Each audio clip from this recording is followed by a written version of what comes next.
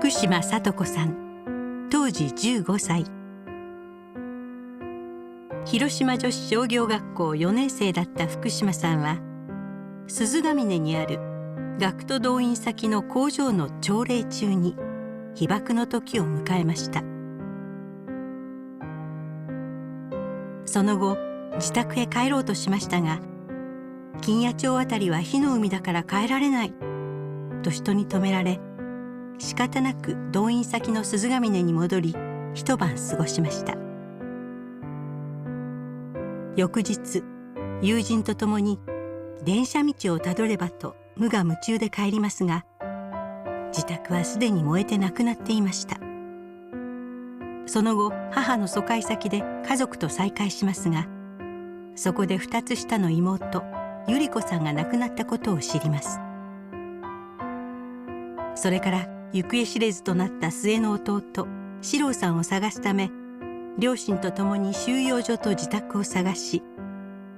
1週間目で自宅の2階で亡くなっているのを発見しました。孫に話してきた核の恐ろしさを今改めて多くの人に知ってほしいと語ります。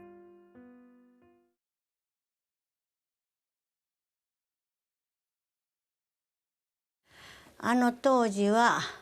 父と母と姉と私と妹と弟が2人、7人家族。原爆の時が、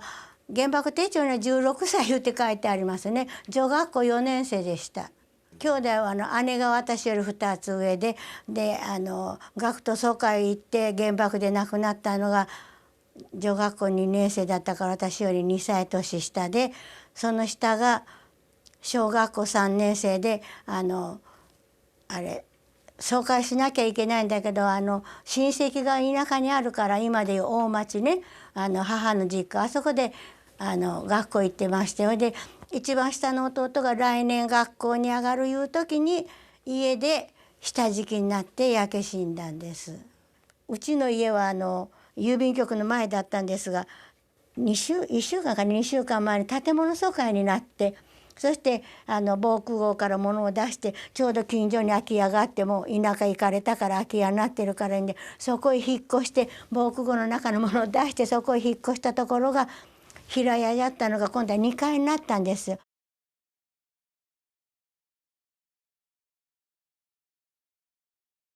学徒動員で1ヶ月前までは吉島の工場へ行ってたんですけど、なんか危ないから言うんで、五日市の鈴ヶ峰の辺へなんか工場を建てて汽車で通ってました。で五日市で朝礼があって、朝礼から各職場へ行く時に原爆が落ちてね、ピカッと光ったから、男子の学校もあったからね、男子がいたずらで鏡でここを照らしたんかな思ったら、そうじゃなくて原爆だったんで。も五日市だから怪我はなかったで、部屋に上がったら市内で燃える燃え去りが五日市まで飛んできましたよ。でもうその日は工場におって、それから家が恋しいからね、帰ろう思って草津の辺まで帰ったら、あんたちらどこ行くんか言って、だから家帰るんですって、どこですかで、的場のあたり、金谷町ですからね、そこら帰られせん、もう家は焼けをこらもう火の海に焼け帰られせん言って、また工場へ帰って、工場で椅子を並べて寝たんだろう思うんですけどね。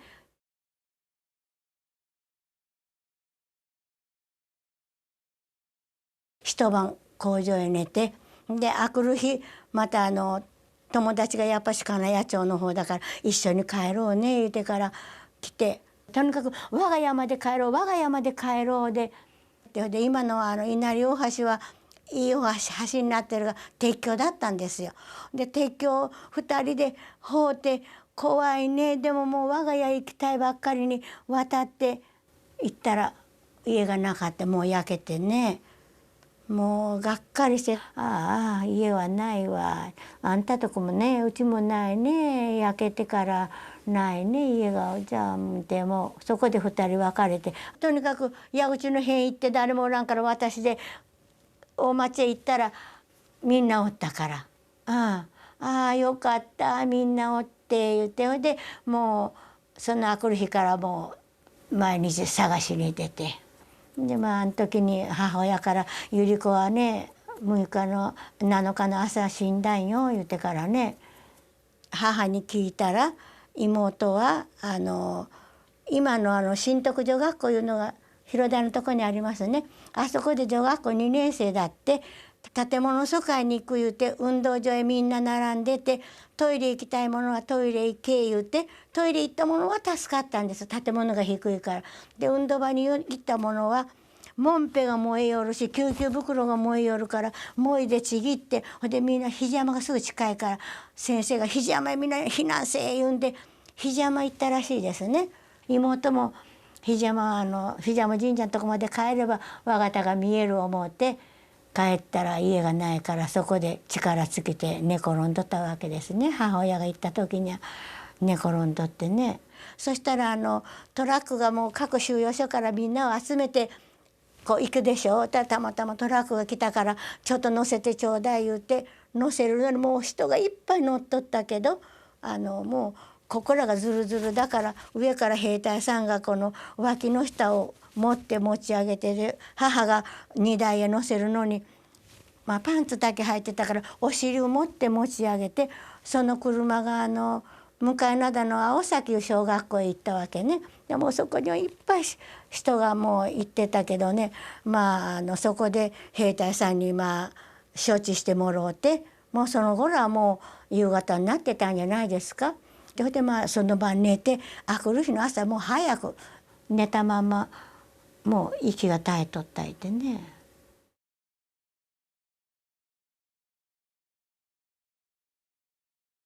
1週間毎日各収容所にどっかおるんじゃないか思って、でもいないし、1週間目にね近所の子がたまたま我が家の方へやっぱり焼け跡へ来とってね「おじさん四郎ちゃんはね爆弾が落ちた時にね2階に上がっとっちゃった」言うて、2階が珍しかったの、今までが平屋じゃったから、ほいじゃ階段で逃げよう思って裏行ったかもわからんって、今度は後ろの方こうあふってみたら遺体があった。降りよう思ったんでね、おそらく飛ばされたんと思いますよね。そしたらこうふさった姿勢でね、半焼けですよね。そしてこの腹の方が母親が言うのに朝子の好きなチェックの柄の服を着せたのがもう形が残ってたわけ。もうこれはもう四郎に朝着せてやった服じゃから間違いない言うて、死体もダビに付さんと骨が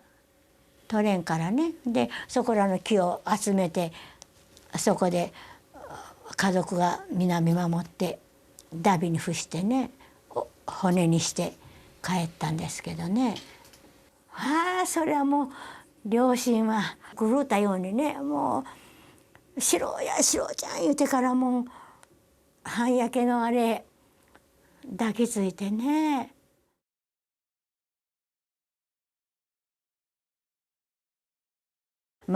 戦争いうものはねこういうことでね、ばあちゃんらがもう嫌な目思いしとるけんね、あんたちらにはこういう目だけ合わしとないからね、こういうことがあったのよ言うてやっぱり教えてやった方がいいからと思ってね、知らずにおるよりか知った方がいいと思って孫にはしっかり教えました。そしたら真剣に聞きますよ。